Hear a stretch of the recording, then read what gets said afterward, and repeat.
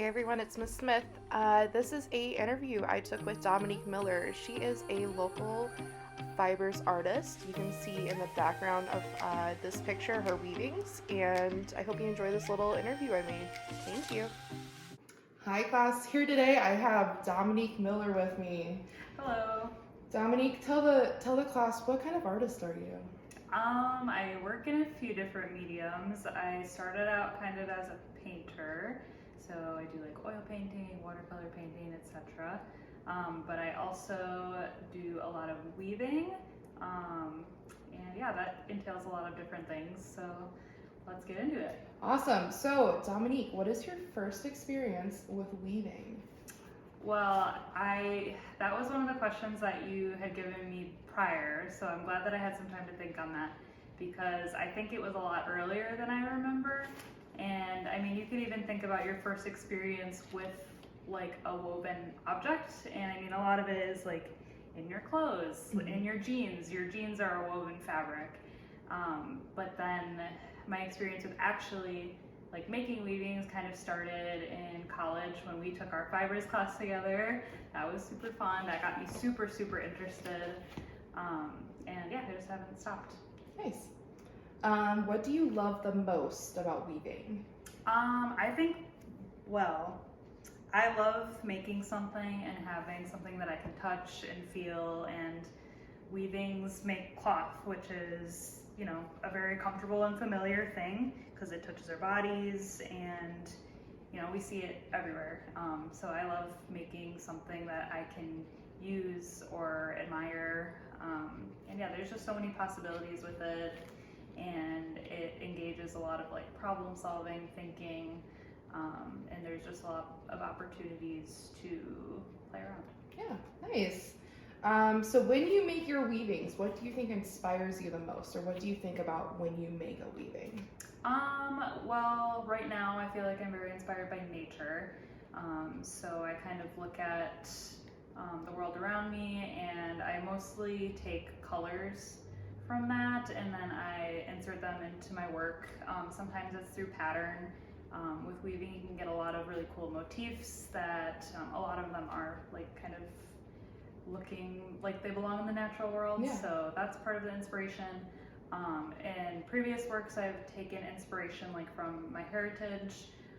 So coming from a Mexican American family, I've grown up around like these big, beautiful, colorful woven blankets. So it's just always kind of been something that's familiar, and I think that's why I like it so much. Nice. Okay, and so when you make a weaving, how long does this typically take you? Well, the planning takes quite a long time. A lot of weaving patterns are things that have come from history, so they were designed like hundreds, if not maybe thousands of years ago. So you kind of just have this big catalog to work from, and you can also kind of design your own thing, but depending on whether it's an easy pattern or a difficult pattern, it can take anywhere between like, I don't know, like 2 to 10 hours spread out over multiple days to actually plan what I'm doing. And then there's a lot of work that goes in on the front end, so that takes like hours and hours and hours, but I can, you know, once I get going and I'm actually doing the weaving part, I can get done in like a few hours or a few days. Wow. Yeah, so it's definitely a long process, but it's very meditative. It's really great to just be able to touch all the individual pieces that are coming together to make the final product.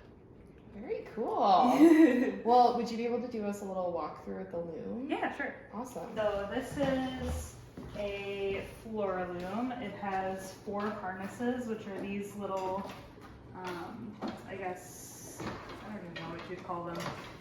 These 4 different individual parts that all lift together when I press the petals on the other side.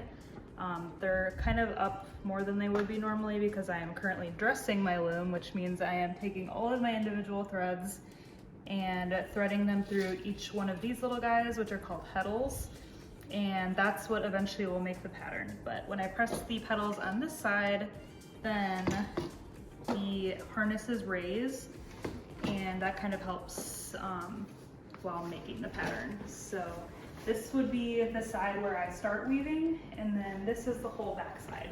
but a lot of work happens on this side before I actually get to do the weaving part. So once I get this threaded, I tie them off to these strings, each individual end, or like a group, and then I have a little crank that I use, and I crank this and crank this and crank this while trying to keep really good tension. And then I go back to the other side, and I have to put all my threads through this little comb at the front, and then that's pretty much it. Then you just start, you just go. I press the pedals, and then I throw the shuttle, which is one of these guys, and you wrap your yarn on it, and you throw it back and forth and back and forth, and that's how the cloth is made. That's really impressive. Wow. Thank you for doing this. I really appreciate it. Thank and you. I'm eager for us to get started on this fun weaving project. Woo, have fun, guys. I hope you all enjoyed learning from Miss Dominique Miller. Let's get started now. Also, if you like this video, please subscribe. Miss Smith is trying to be famous on YouTube.